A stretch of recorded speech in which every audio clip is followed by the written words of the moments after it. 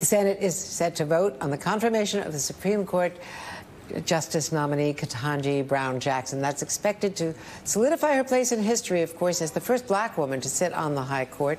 That vote expected sometime in the next couple of hours. Joining us now, Yamiche Alcindor, NBC Washington correspondent and moderator of Washington Week on PBS, and Robert Gibbs, former White House press secretary in the Obama administration.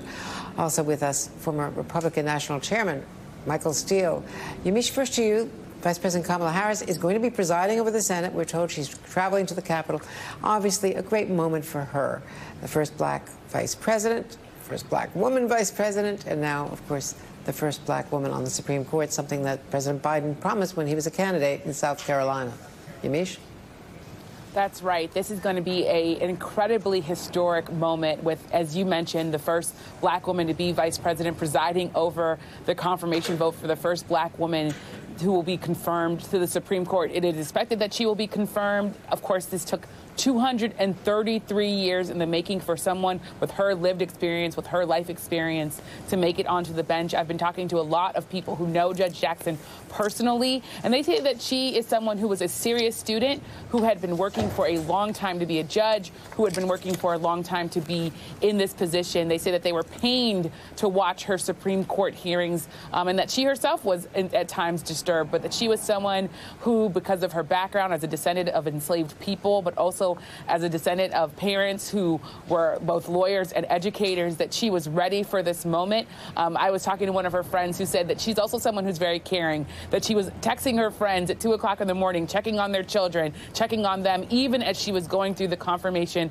process. So she's someone who was balancing her work and her life at the same time. But this is going to be a moment that will also be a big win for the Biden administration, given that they have a lot of challenges ahead. But this is a moment that they can celebrate.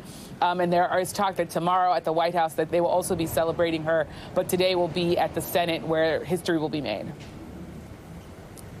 And Robert Gibbs, just as a political statement, the White House handled this really well, having the former Senator Doug Jones from Alabama escorting her around, because it's very clear that her visits to Mitt Romney, Lisa Murkowski, and Susan Collins really made a big difference to those senators. Yeah, Andrea, this is a huge deal for the White House. I know there hasn't maybe been the tension that you've seen around other Supreme Court nominations. The ideological shift isn't really happening in this nomination, but it doesn't make it any more impactful. I think Joe Biden, the president, obviously made a very smart pick. The White House, Senator Schumer and Senator Durbin took this process as seriously as we knew they would, and made sure that it went off without a hitch. And again, it's no small feat. She'll replace next fall Justice Breyer, who has been on the Supreme Court or will have heard cases for 27 years. It gives you a sense of the impact of this nomination and this vote, that this is a judge and soon to be a Supreme Court justice that will likely play an important role in our nation over the course of the next 3 decades. So for this to happen without a hitch, to go off smoothly, is a real testament to this White House, and quite frankly also to the real competence of the nominee. And to Michael Steele, having watched Supreme Court nominees for decades and confirmation processes, all the way back to Judge Bork in a failed case, it's true that she's replacing a liberal, and so it's not changing, it's not altering the court, but she's bringing the sensibility of a black woman to the court. And in these conferences, there's no telling the impact, because I watched it with Sandra Day O'Connor, I watched it with Judge Ginsburg, and then with Sotomayor and others, and Elena Kagan. They bring something because of their life experience, and that's what this is all about.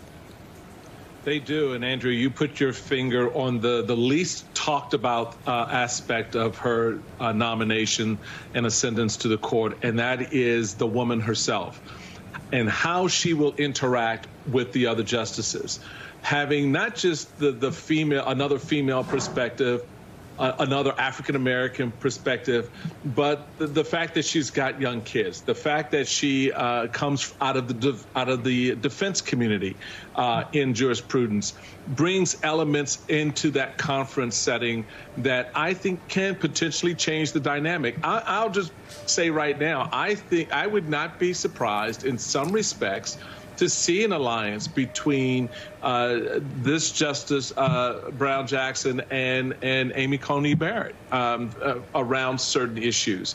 I mean, you just don't know how these things turn out. I mean, I remember conservatives just, lauding the Chief Justice, but then, the Obamacare decisions came.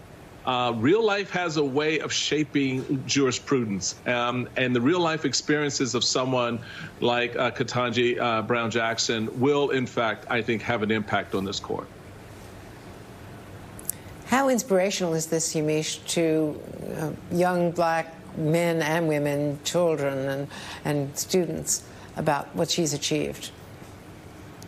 This moment, 233 years in the making, is incredibly inspirational for people all over this country, especially black women and black people who want to go into the legal field.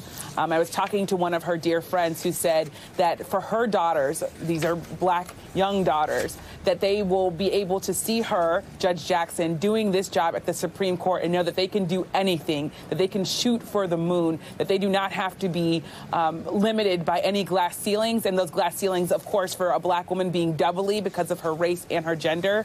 I've talked to people who are just looking at Judge Jackson and saying this is a person who is also meant for this moment because she is someone who understands her place in history. She was poised and composed for so many hours during the confirmation process, but that one tear that she shed was when Senator Booker was talking about her as a great American, talking about her as being someone who was going to be walking into her destiny. Her friend Antoinette Coakley told me that even when they were in law school, she told her, she said that she was going to be the first black woman on the Supreme Court, a premonition of sorts.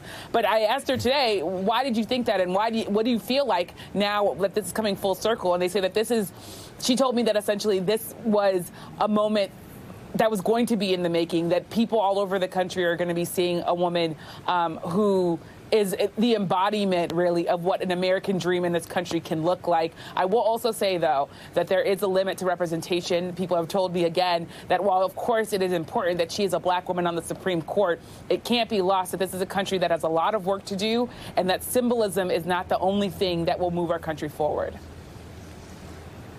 Yamiche, thank you so much, and Michael Steele, of course, and Robert Gibbs. And now it is official.